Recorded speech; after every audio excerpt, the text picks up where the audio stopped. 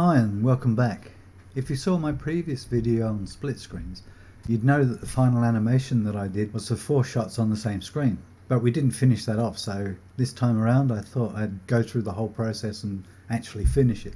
This video kind of follows on from the previous one, but I'll include the setup for the quarters video so that you can follow along from the beginning. If you want to watch the original video, I'll put a link in the description below. The quarters section is towards the end. So let's have a look at the setup from the previous video. So I've already set up the new animation file called Animation 3, and we'll use this to do the 4-screen animation. So double click on that. So now we need to create a sequence for the quarters. So right click on quarter, click new sequence from clip, and we now have the quarter PNG.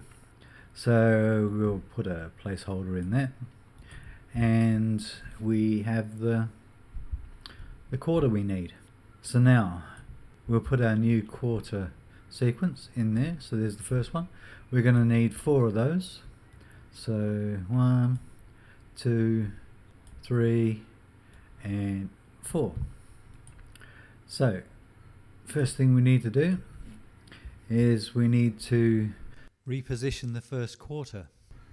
So I just happen to know that it's 480 by 270, and that's going to put one of our quarters up in the top corner. So the second one we want to put up in this corner, and we know that this is going to be 960 plus 480, which should be 1440, and make this one 270. If you do this often enough, you'll learn what these numbers will be for all the cases, so it makes it a lot easier. Alright, so our third one, this is going to be 960, so this again will be 480, and it'll be 540 plus 270. The reason for this is, of course, that the anchor point is in the middle, so we need to move it down half again, right? So 540 plus 270 is 810, and there we go. And the final one, it's going to be the same X value was 1440, so we can type 1440 in there, and again that's going to be 810, which will be make it on the same level as this one. So there we have our 4 quarters. So that's fine. So now we need to animate them. So we go back to our first quarter and go across 7 frames. We can do it on any of these timelines. We can do it here, we can do it up here, or we can do it down here. So we then put a keyframe, and we're going to do that as a ease in, and then go back to the start, and then we know that it's going to be off the screen by half, so that's going to be minus 480. So now when we animate that, this quarter comes in and animates quite well. So now let's do the second one. So we know this is the ending position, so we can drop a keyframe, and we'll do an ease in at the same time. Then we can go back to the start, and this is going to be 2400, and then if we do that, then both those top 2 come in, and then we go on to number 3, and we can come across 7 frames and activate the keyframes. This is going to be an ease in, and then we go back to the beginning and we put in another keyframe. It's going to be minus 480 as before. So now we have all of them coming in at the same time, and then we go to number 4 and do the same thing. So we go back to our 7 frames and we put in a keyframe, and then right click and make it ease in, then go back to the start, and we want this to be off the screen, so like it was before, this is going to be 2400 as we did with the top one. Right, so now we have all 4 screens coming in at once, and we have a 4-screen animation. Let's play that back, and there we go. So just to make this bit more interesting, we'll move the first one across by about 5 frames, and then move that one across a little bit more, and that one across a little bit more, and that one can stay where it is. So when we have a look at this, there we go. So every time you rearrange one of these, then it just changes the positioning, right? So whichever one you want to come in first. So we're going to go 1, 4, 2, 3, right? So watch again, 1, 4, 2, 3. And then we have it. We have a 4-screen animation. Let's just tidy this up.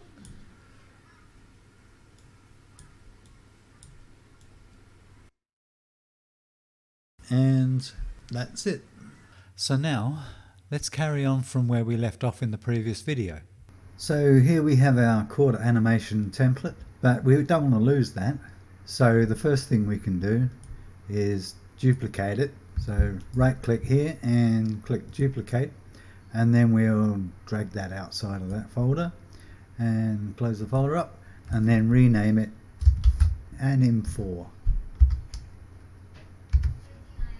So because we got the 4 quarter layers, we need to duplicate those. So we go into the subs folder here and we get to the quarters, and we need to duplicate that 4 times. So duplicate, duplicate, duplicate, and duplicate.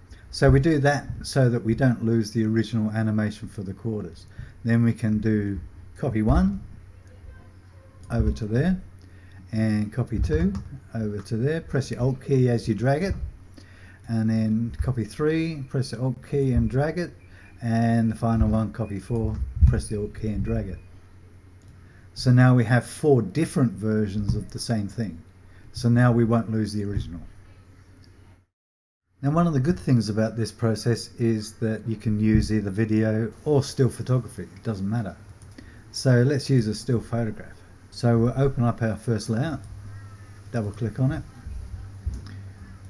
and click and drag, press Alt key and drag that on there. So what you might notice, we're at a scale of 100, but if we go on a smaller size, say 25%, you can see that this is quite large around the actual thing. So you need to scale it down. So 50% will make it full frame. And then if you want it bigger, you can make it a bit bigger and whatever, do whatever you like. But 50% is a full frame, which of course is a quarter of a 1920 by 1080 image. So just to keep things organized and so we know what we're doing, we'll go down to quarter copy 1 and we'll rename that with the title of the photograph so that we don't have a problem. And then you can see it's renamed. Well, that doesn't get renamed in there, which is, I think, a bit ridiculous in Premiere. So whatever, and let's just drag it in again. So there it is, renamed. And we can see our photograph is there. So when it animates, there's our photograph. So open up layer 2 and let's take a piece of video, place it over the placeholder, and there we have our new video. And again, it's still at 100%. So every time for a quarter, you need to make that 50% so you get the entire shot. Now what you could do to save yourself some problems is go into your original quarter timeline and click on the placeholder and set that to 50%, so that every time you import an image or a video, it'll automatically be set to 50% and you don't have to keep changing it. But that's up to you.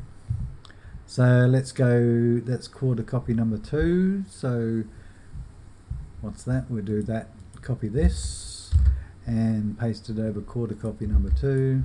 I should really have done this the other way around and drag that in, replace that one. So now we have our 2 shots coming in together like that. And we'll do the same thing for 3 and 4. So open up layer 3 and drag in our video, resize it to 50%. Now, one of the benefits of doing things this way is that you can control what's actually on the shot. So if you really wanted to do 70%, you can do it that way. Whereas if you're doing it using something like a grid and individual placement, there's no way you can resize the video or the shot. So if you want to reposition it, we can reposition it, we can put it over in the corner, we can put it over in that corner, whichever way is useful for the shot. So let's reset that. And you know, if you really want it to be focused on those bollards at the end of the shot, you know, you can do that, and then that's a completely different scene than what you had before, even though it's the same shot. So let's go back to 50%. And we'll take that name and we'll, what's this, quarter copy 3, rename it and close that off, and then drag that back in. Don't forget to press Alt when you do that, otherwise you'll end up making a mess. And let's do the final one. And so we'll double click on that, drag our piece of video into the shots, press Alt, click on here, change that to 50%. So then we'll rename the quarter.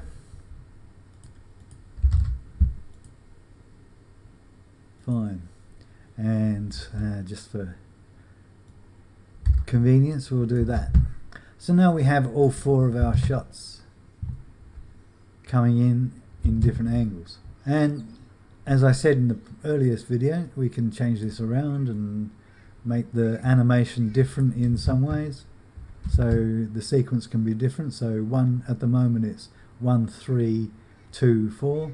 We can make that 4, 1, 3, 2. Change it around however you want. That's the benefit of this method of doing it.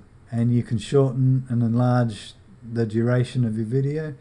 Now, one of the things I found in some of my shots is if you're putting this together in like a main timeline, so we'll create a new sequence and we'll call this, for argument's sake, main. Doesn't matter, anything 1080p. And then we'll drag in our latest animation, and then we'll put the second one on there and the first one on there like that. And then if we enlarge that out a bit, we can see we've got our 3 animations, and if we play that back, it sits there for 5 seconds, and then the next one jumps in, and then that sits there for 5 seconds, and the next one jumps in. So if you want to do that, that's fine.